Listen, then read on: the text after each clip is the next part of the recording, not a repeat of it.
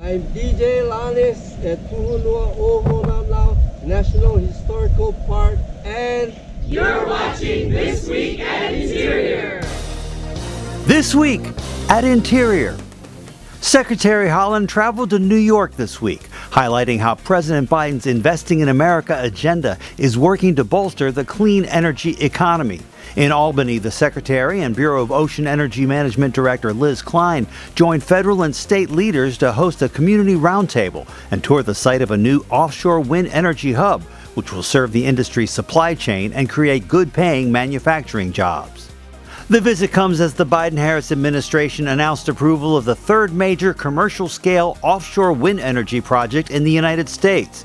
The Bureau of Ocean Energy Management announced it's approved the plan for construction and operation of the Ocean Wind 1 project offshore New Jersey.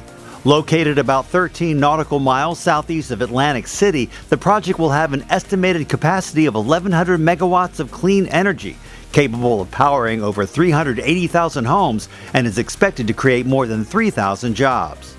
Deputy Secretary Tommy Beaudreau and Assistant Secretary for Fish and Wildlife and Parks Shannon Estenos traveled to Puerto Rico this week to highlight the administration's all-of-government approach to Puerto Rico's recovery and renewal, investments from the Investing in America agenda, and Interior's work to strengthen the Endangered Species Act. The Deputy Secretary also announced the appointment of 3 members to the Board of Trustees of the Conservation Trust of Puerto Rico. That's a non-governmental, nonprofit organization dedicated to preserving Puerto Rico's diverse ecosystems, biodiversity, and natural resources. Interior this week launched a new interactive map to track the more than $7.3 billion invested so far from the president's bipartisan infrastructure law in over 1,300 projects nationwide. That law contains $28.1 billion for interior initiatives ranging from combating legacy pollution and restoring critical habitats to helping communities prepare for extreme weather events brought on by climate change. The new map is the first of its kind from a cabinet agency. Vulnerable wildlife across the nation will benefit from more than $7.7 million in grants, thanks to the U.S. Fish and Wildlife Service's Competitive State Wildlife Grant Program. Since 2008, the program has provided over $96 million in federal grant funds to support projects implemented by states, commonwealths, territories, and the District of Columbia to benefit fish and wildlife and their habitats, especially species at risk of declining or becoming threatened or endangered.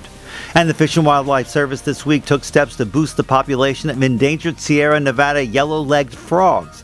More than 150 frogs that had been raised from tadpoles at San Francisco Zoo and Gardens were released into cool streams in the Plumas National Forest. This comes as the department celebrates the 50th anniversary of the Endangered Species Act this year.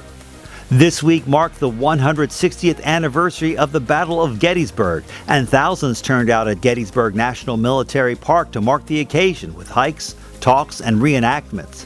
For 3 days in July of 1863, 150,000 Union and Confederate soldiers faced off among the Pennsylvania hills, fields, and forests here in what would become a Union victory and the most pivotal battle of the Civil War.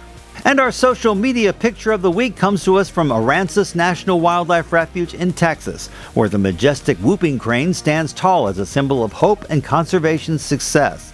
Once on the brink of extinction, these remarkable creatures are making strides to recovery, thanks to reintroduction programs and habitat protection. Make sure you follow us on Facebook, Instagram, Twitter, and YouTube. That's This Week at Interior.